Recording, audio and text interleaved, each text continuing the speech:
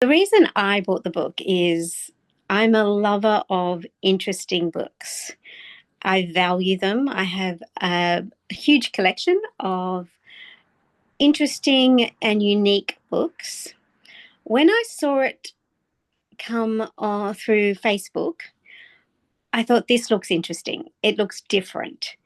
It uh, had some little bit of a mystery to it. And I thought this may be something that I want to actually read. I did look at the price and thought, wow, that's a little bit expensive for my exchange rate because I'm in Australia and it does convert to more of an expensive book. So it is one of my more expensive books on my bookshelf, but I don't mind. Honestly, when I started reading this book, it didn't disappoint. The book was full of sort of imagery and sort of short sort of stories that you could follow along, and you knew that somehow your unconscious was being activated. And it was one of the books that I didn't want to put down. There are instructions where you can't read past certain levels until you sleep.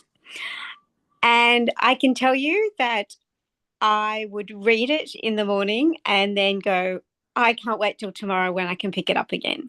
So I read it in the minimum time possible, and I felt quite alive and that something quite that special was happening.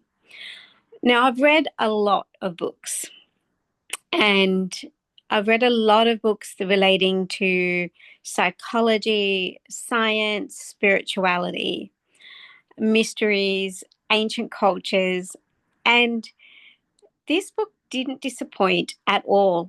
It kept me intrigued, and I kept spotting where the unconscious was being affected. I was spotting where some of the symmetry was written. But when I found out there was something like 777 mysteries in it, I knew I hadn't counted them all. So I had to go and buy the edition of the explanation, just so that I could see if I can get as many as possible, or what did I miss. And it's so easy to miss things. So reading that and then thinking back, I was like, I totally missed that. Um, I will read this one again. This book will be part of my family uh, collection, and it'll be passed down. It is such a good quality book. It is the most beautiful, heavy book. I believe it's made of some type of stone. So this, when you pick it up, you feel how special it is, but also the longevity of the book. So it is going to be in my family for generations. I've already had a few people read the book, but I tell them, put your gloves on. That's it. This book is staying with me. So do not mess with it. But it is a read that I want people in my life to read. And I wanted to talk about it, or even if I didn't talk about it, I want to know that they've gone on this journey as well. I will read the book again, but I'm going to wait probably a good 6 months to a year, and then I will read it again. And I'm looking forward to seeing what I pick up next time. What's the experience of the next time I read the book? Because it has that type of a mysteriousness to it that you know that it will be a different read. I certainly did look at things differently.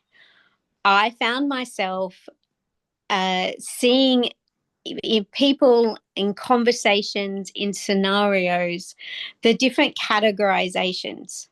And I'll go, oh, okay, that's right. That's emotion talking. Oh, okay, that's reason talking. And it helps kind of break it down into something more kind of a little bit away for you for me to process, and sort of it helps you get to the truth of the matter and seeing things in a different angle and a different light. I found that I became much more understanding, or what's the word? I didn't get offended so much, or it was like, okay, that's where they are. And yeah, I love a book that you can change the way you see everyday life through, in a new lens. I definitely recommend it as a good gift for others.